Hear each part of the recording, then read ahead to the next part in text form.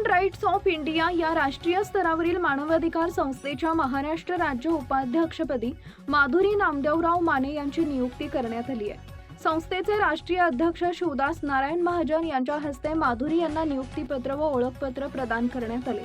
माधुरी माने या सामाजिक क्षेत्रात सक्रिय असून मानवाधिकार संरक्षण, महिला सक्षमीकरण, सामाजिक न्याय आणि जनजागृतीसाठी कार्यरत आहेत।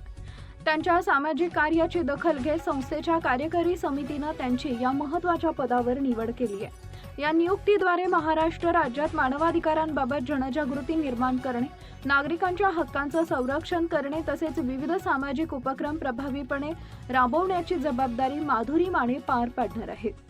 नियुक्तीनंतर संस्थेच्या पदाधिकाऱ्यांनी माधुरी माने यांचे अभिनंदन करून त्यांच्या भावी कार्यासाठी शुभेच्छा दिल्या। करमाळा तालुक्यातील सामाजिक कार्यकर्त्या माधुरी माने यांची निवड झाल्याने परिसरातून त्यांचे अभिनंदन होत आहे।